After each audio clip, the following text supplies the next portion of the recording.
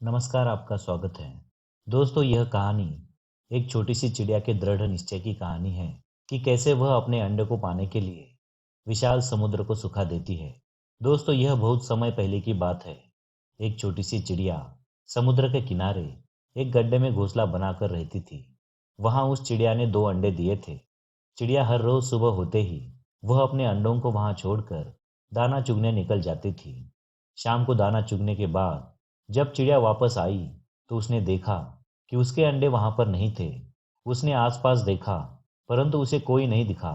तो उस चिड़िया ने समुद्र से पूछा, समुद्र, मैंने यहाँ अपने 2 अंडे रखे थे, क्या तुमने देखा?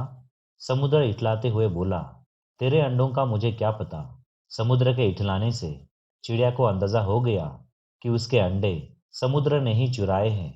वह समुद्र से बोली, तुम्हारे अलावा यहाँ कोई नहीं है, इसलिए तुम्हें पता है कि मेरे अंडे कहाँ हैं। तुमने ही मेरे अंडे चुराए हैं। अब तुम ही मेरे अंडे वापस करो।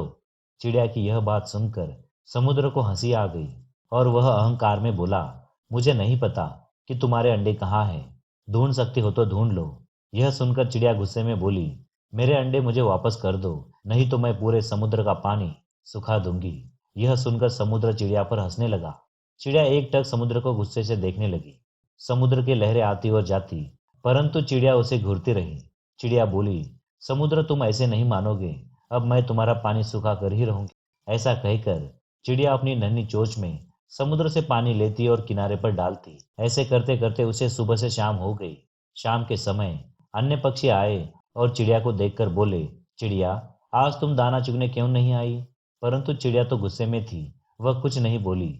वह अपनी चोंच में समुद्र से पानी लेती और किनारे पर डालती जाती। सभी पक्षियों ने उसे बहुत समझाया कि यह कार्य संभव नहीं है।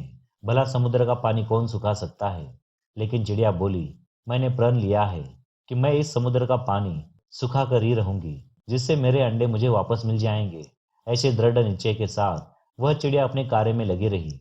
जब तक वह थक जाती तो थोड़ा रुक जाती है और फिर वापस अपने कार्य में लग जाती। यह सिलसिला 3 से 4 दिन तक चलता रहा और धीरे धीरे चिड़िया का स्वास्थ्य गिरता रहा। यह देखकर सभी प्राणी पशु पक्षी हैरान थे। सभी को उसकी चिंता होने लगी। तब सभी पक्षी मिलकर पक्षियों के राजा गरुड़ देव के पास चले गए और उनसे बोले, महाराज, यह नन्ही सी चिड़िया अपनी जिद पर अड़ी है।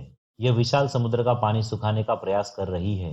यह सुनकर गरुड़ देव समुद्र तट पर चिड़िया के पास पहुंचे और बोले, चिड़िया, क्या हम तुम्हारी कुछ मदद कर सकते हैं? हमारी चोंच कुछ बड़ी है। चिड़िया गुस्से में बोली, यह मेरा काम है, मुझे करने दो। मुझे किसी की मदद नहीं चाहिए। गरुड़ देव समझ गए कि चिड़िया अपने बच्चों की चिंता से गुस्से में है। तब गरुड़ देव भगवान श्री हरि विष्णु के पास गए और उनसे मदद की विनती करने लगे और बोले, प्रभु, आप सृष्टि के रचयिता है। अब आप ही कुछ चमत्कार कर सकते हैं। यह नन्ही सी चिड़िया अपनी जिद में आकर समुद्र का पानी सुखाने की ठान बैठी है, जो कि संभव नहीं है। भगवान विष्णु ने देखा कि चिड़िया निरंतर अपने कार्य में लगी है। उसके दृढ़ निश्चय को देखकर प्रसन्न होकर भगवान श्रीहरि विष्णु ने समुद्र देव से पीछे हटकर चिड़िया को उसके अंडे वापस लौटाने को कहा। भगवान विष्णु की आज्ञा के अनुसार समुद्र पीछे हट गया और चिड़िया ने उसमें से अपने अंडे निकाल लिए और वह इठलाते हुए बोली, देखा, मैंने कर दिखाया। दोस्तों, इस कहानी में हमें यह शिक्षा मिलती है कि कोई भी कार्य छोटा या बड़ा नहीं होता। अगर हमें खुद पर भरोसा है और हम दृढ़ निश्चय कर ले तो असंभव कार्य भी ईश्वर की मदद से पूर्ण होता है।